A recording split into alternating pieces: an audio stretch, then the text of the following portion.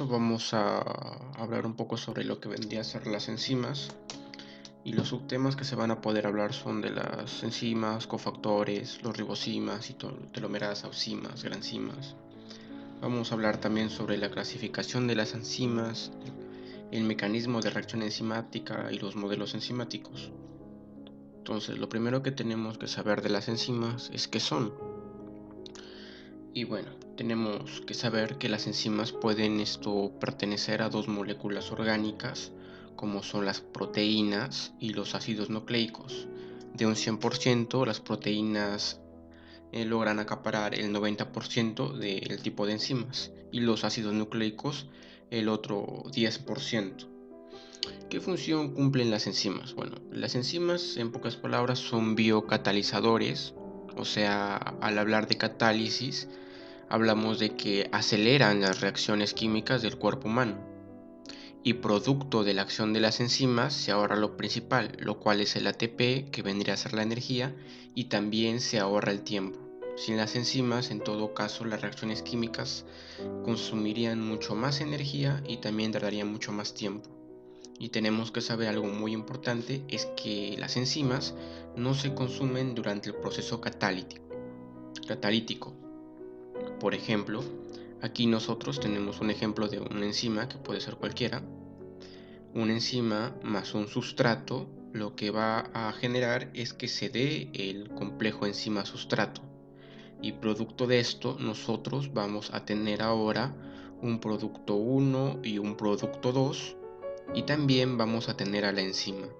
Lo que nosotros podemos observar de esto de aquí es que las enzimas, que es esto de aquí de rojito, no se consumen durante el proceso catalítico. Aquí podemos ver ya el resultado y al final podemos observar que la enzima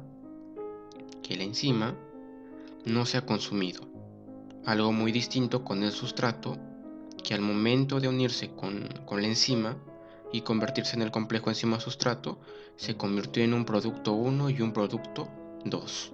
Por eso se dice que las enzimas no se consumen durante el proceso catalítico. Muy bien, pero acabo de mencionar sustratos. ¿Y qué vendrían a ser los sustratos? Bueno, tenemos que saber que las enzimas actúan sobre los sustratos. Y un sustrato es una molécula orgánica que será transformada en un producto por acción de una enzima, que es justamente lo que hemos visto hace rato. Las biomoléculas orgánicas, bueno, sabemos que son los glúcidos, lípidos, proteínas, ácidos nucleicos. ¿Quiénes actúan o qué enzimas actúan sobre los glúcidos? En este caso serían las glucosidasas. De los lípidos, lipasas, proteínas, proteasas, ácidos nucleicos, nucleasas. Todas las enzimas o generalmente tienen la terminación asas. ¿Se dan cuenta? Entonces tenemos también que comenzar a entender la naturaleza química de las enzimas. Bueno, podemos decir que las enzimas necesitan de un componente adicional, el cual puede ser un cofactor o coenzima. Y también saber que no todas las enzimas necesitan de este cofactor o coenzima. Por ejemplo, aquí nosotros podemos ver lo que vendría a ser la poenzima. La poenzima es la enzima proteica. Aquí podemos ver el cofactor y la coenzima. Entonces nosotros sabemos que la poenzima, o sea la enzima, necesita de un componente adicional que puede ser un cofactor o también una coenzima. Los cofactores técnicamente vendrían a ser el magnesio, los iones inorgánicos como el cobre, el fierro, el zinc. Por otro lado, las coenzimas vendrían a ser las moléculas orgánicas, que sería el NAD, el FAD, las vitaminas.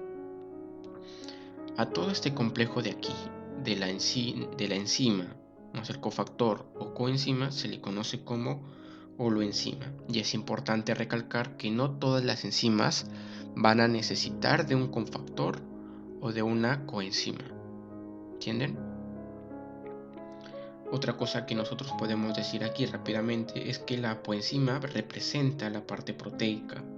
Es en alto peso molecular, es termolábil. A referirnos de termolábil es que su estructura cambia y que no hace diálisis. Por otra parte, el cofactor o la coenzima es la parte no proteica, es de bajo peso molecular, es termoestable, o sea, su estructura no cambia. Y en este caso se hace diálisis. Esto de aquí era un ejemplo como lo que hice hace rato, pero aquí está un poco más graficado, que es bueno entender. Aquí tenemos una enzima, ¿no? Que hay bastantes enzimas que actúan en diferentes partes del cuerpo. Aquí está el sustrato, pero en este caso está oxidado. A referirnos de oxidado es que pierde electrones, hidrógenos, etc.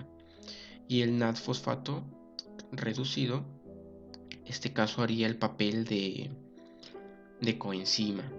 Sería una coenzima. Entonces, ¿qué pasa aquí? Se forma el complejo enzima-sustrato. Y como ya he mencionado, las enzimas no cambian después de la reacción, siguen igual. Lo que cambia es en todo caso la coenzima, el cofactor y también el sustrato. Aquí podemos ver ya el NAD, el NAD y el sustrato reducido.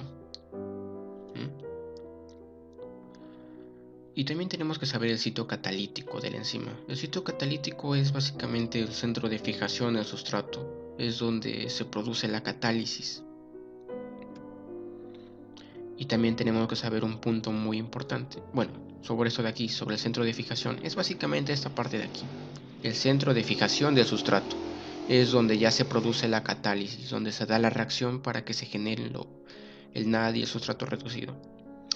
La especificidad de las enzimas, su mismo nombre nos está diciendo, al hablar de especificidad, es que no significa de cualquier sustrato, sino que las enzimas discriminan algunos sustratos.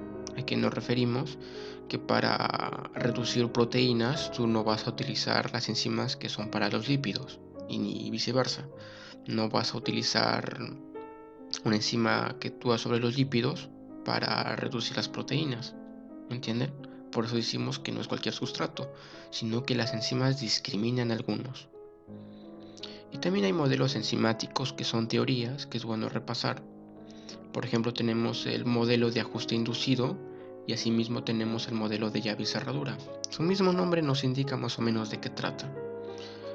Y aquí también tenemos un ejemplo. Por ejemplo, el modelo de llave y cerradura nos dice que el sitio catalítico, miren, aquí está. El modelo de llave y cerradura, nos dice que el sitio catalítico, que es la parte de aquí, es una estructura rígida, o sea, es una estructura densa, dura, que no cambia. Y nos indica que el sustrato y la enzima se acoplan exactamente, mira. Se acoplan de la misma manera. Es como una llave se ajusta a su cerradura. Cuando tú metes tu llave, tiene que ser específica e ingresa, ¿verdad? Nos dice que el sustrato y la enzima ya están predestinadas. Por otro lado, el modelo de ajuste inducido nos dice que se va a inducir algo, ¿verdad? Entonces, aquí podemos decir que el sitio catalítico es una estructura flexible que se acopla al sustrato. El sitio catalítico, como dice aquí la literatura, es una estructura dotada de flexibilidad. Cuando el sustrato, miren aquí la imagen, el sustrato se une a la enzima, este va a inducir cambios en la molécula para asegurar la ubicación más efectiva. Podemos observar que la enzima se acopla al sustrato. ¿Es algo muy distinto aquí? Sí, es muy distinto. Aquí se une exactamente. Por otro lado, aquí la enzima se acopla al sustrato, se induce al sustrato. Entonces, vamos a hablar también sobre la clasificación enzimática. Hay bastantes tipos de enzimas que actúan diferentemente. Ya he hablado sobre cuando una enzima, un compuesto está oxidado o reducido. Oxidado es cuando pierde electrones, reducido es cuando gana electrones, hidrógeno. Hay varias clasificaciones enzimáticas, pero tenemos la primera clase como son las óxido-reductasas, que ya más o menos nos dice qué va a ser, que se encargan de catalizar reacciones de transferencia de electrones o protones de un sustrato a otro, es decir, reacciones de óxido-reducción. Por ejemplo, aquí tenemos la lactato deshidrogenasa, que actúa sobre el lactato para generar un piruvato. Podemos observar también cómo es que ha cambiado, ha reducido, ha transferido los electrones y protones del lactato para convertirlo en un piruvato. Y aquí podemos observar ya a los compuestos como el nada reducido. Tenemos las transferasas, que pues no es tanto explicar, sino en todo caso es razonar. Transferasas, su mismo nombre nos dice que transfieren, catalizan la transferencia de grupos funcionales entre donadores y aceptores. Los grupos que son transferidos son generalmente fosfatos, ¿no? Tenemos en sus clases a las quinasas, transaminasas, transametilasas. Aquí tenemos, por ejemplo, la glucosa. La glucosa, aquí la enzima, que se me olvidó de poner, pero sería una glucoquinasa, que tendría al magnesio más 2 como cofactor. Aquí podemos ver el ATP que ha pasado, ha transferido un grupo fosfato para generarse la glucosa 6-fosfato, y aquí el ATP pues ha perdido uno y se convierte en ADP. Eso se encarga las transferasas, de transferir grupos funcionales. Ha transferido el ATP. Las hidrolasas, por ejemplo la lactasa, hidrolasa habla de agua. Son reacciones que implican la ruptura hidrolítica de enlaces. Se puede considerar un tipo de transferasas, pero aquí el sustrato utiliza componentes como el agua. Aquí podemos ver las lipasas que actúan sobre los lípidos, esterasas, glucosidasas, peptidasas. Por ejemplo, el triglicérido, la lipasa. Y podemos observar cómo es que ha actuado. Las diasas, pues son las que tenemos un ejemplo claro, como es la piruvato descarboxilasa. Las diasas pues catalizan reacciones en las que se rompen enlaces sin intervención de agua. En cambio, por otro lado, las hidrolasas sí interfiere el agua.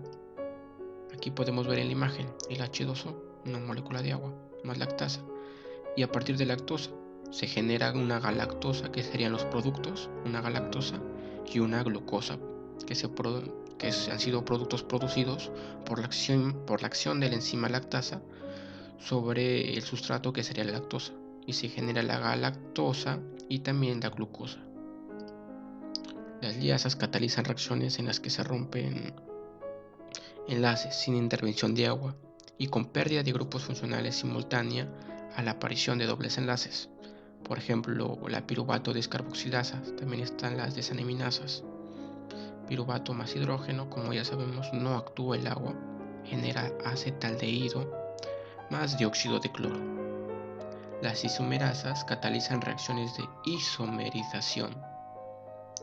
Por ejemplo, la epimerasa, la racemasa, las mutasas. Estas son las clases 5, las isomerasas. Como podemos tener a partir de la alanina, L-alanina, por acción de una alanina, racemasa generar de alanina. Aquí podemos observar, miren, cómo es que han cambiado, cómo ha perdido, cómo es oxidado. Las ligasas, ¿no? Las ligasas lo que hacen es ligar, unir. Entonces, participan en las reacciones en las que se unen dos moléculas a expensas de un enlace fosfato de alta energía. El término sintetasa se reserva para este grupo de enzimas. Por ejemplo, sintetasa, sintetizar, su mismo nombre nos dice que va a unir glutamato más ATP. Miren, genera la glutamina y el ATP ha pasado para arriba y se genera la glutamina. Se van a unir los tres compuestos. Y este es el otro ejemplo que más claro que les podría dar sobre la acción de las enzimas. Aquí tenemos el sustrato. Miren, el sustrato, que vendría a ser una sacarosa. Aquí está, mira, el sitio catalítico libre. Esta es la enzima y aquí está el sustrato. Entonces, ¿qué va a suceder abajo? Miren, aquí podemos nosotros observar que el sustrato, que sería en este caso pues la sacarosa, se ha unido a la enzima. ¿La enzima cuál sería? Si el sustrato es sacarosa, entonces la enzima va a ser una sacarasa. El sustrato se une a la enzima. Aquí podemos ver el enlace glucosídico. Se rompe el enlace glucosídico por acción de la enzima sacarasa. Entonces, por medio de una hidrolasa, que acá mira su mismo nombre nos dice, no podemos observar que es el H2O, por lo tanto sería una hidrolasa. El sustrato entonces, el sustrato que sería la sacarosa, se convierte en dos productos. ¿Y la enzima ha cambiado? No, la enzima no cambia. Entonces, por acción de la sacarasa, nosotros tenemos dos productos finales, que sería la glucosa y la fructosa. Técnicamente, esta es la acción de las enzimas, reducir. Aunque hay algunas que también, como les digas, es que unen. Pero este es un ejemplo claro que les acabo de dar. Las enzimas sufren, tenemos varios efectos, el efecto pH, el efecto temperatura. ¿A qué nos referimos con efecto pH? El cuerpo humano en diferentes partes tiene diferente tipo de potencial de hidrogenión. Por ejemplo, en la boca el pH es aproximadamente de 6.8 y en el estómago el pH es de 1.5. Entonces eso nos hace pensar que una enzima que es de la boca, como la amilasa salival, no va a funcionar en el estómago, porque el pH es muy distinto, es de 1.5. Y eso es justamente el efecto pH. Y tenemos que saber que la mayoría pues, de las enzimas tienen un pH que varía de 6 a 8. Esto dependiendo el tejido en el cual esto actúa. Los cambios de pH en el medio pueden afectar el estado de ionización de ciertos grupos funcionales en la enzima. O sea, la enzima puede cambiar. Depende el pH. Cuando las enzimas son sometidas a pHs extremos, se afecta la actividad enzimática, se inactivan, sufren desnaturalización. Se inactivan las enzimas cuando están a una temperatura baja. Eso es inactivar, pero eso ya lo veremos después. En este caso estamos hablando de desnaturalización. Por ejemplo, aquí miren, tenemos diferentes tipos de enzimas que actúan a diferentes partes del cuerpo humano. La fosfatasa alcalina, la lipasa pancreática, que actúa en el páncreas, que tiene un pH de 8.0. Por ejemplo, la amilasa salival, que tiene un 6.8. ¿A dónde actúa? En la saliva. La pepsina trabaja en el estómago, en la digestión de las proteínas. Tiene un pH de 1.5. Por ejemplo, a una amilasa salival, que tiene un pH de 6.8. ¿Qué pasaría si es que tú al pH le bajas a 2.5 o 3.5? Lo que va a suceder es que esa amilasa salival se va a desnaturalizar y no va a generar su acción de reducir al sustrato. Por lo tanto, se desnaturaliza, pierde su capacidad. Eso es lo que nos indica el pH. Generalmente las enzimas tienen un pH de 6 y 8. Y esto es el efecto de la temperatura. Bueno, el efecto de la temperatura es interesante. En nuestro organismo, bueno, como nosotros sabemos, la temperatura es de 36.8 a 37 grados centígrados normalmente. Cuando la temperatura disminuye o aumenta, entonces la actividad enzimática disminuye. O sea, las enzimas actúan generalmente a 36 a 38 grados centígrados normalmente. Pero cuando el pH del cuerpo humano disminuye o aumenta, entonces también sufre la enzima algunos cambios. Aquí podemos observar, miren, la temperatura. Temperatura óptima para dos enzimas y la actividad. La temperatura óptima para una enzima normal en el cuerpo, la amilasa, la pepsina, la fosfatasa pancreática, etcétera, etcétera, es de más o menos, aquí podemos ver los grados centígrados, en 37 grados centígrados. Pero ¿qué pasa si es que subimos la temperatura? Entonces la actividad enzimática va a bajar. Va a bajar. Entonces no va a actuar la enzima. Lo mismo sucede cuando la temperatura disminuye. La actividad enzimática baja. Cuando llega a cero es que la enzima ya no actúa. Pero aquí hay algo importante que tenemos que recalcar. Que si es que a una enzima, mira, a una enzima tú tienes amilasa salival ahorita. Tú le metes en la congeladora o le metes a una temperatura bajo cero, la enzima se va a congelar. Pero esto es un proceso reversible. ¿A qué me refiero? Que una enzima que tiene 0 grados centígrados, si es que tú le pones una temperatura de 37 grados centígrados, entonces va a volver a la normalidad. Por eso decimos que es una acción reversible. que puede ser revertida. Algo muy distinto sucede cuando a la enzima tú le aumentas la temperatura. Al momento de aumentarle la temperatura, entonces la enzima se va a desnaturalizar. ¿A qué nos referimos con desnaturalizar? Hasta la idea de que se va a destruir. Y entonces la acción de la enzima va a ser negativa. ¿A qué me refiero con esto? A que no se va a dar y también no es reversible. O sea, una vez que la temperatura cambia drásticamente, la enzima queda inutilizada. Eso nos dice el efecto temperatura. Bueno, esto de aquí ha sido todo por el momento. Ha sido algo bastante simple.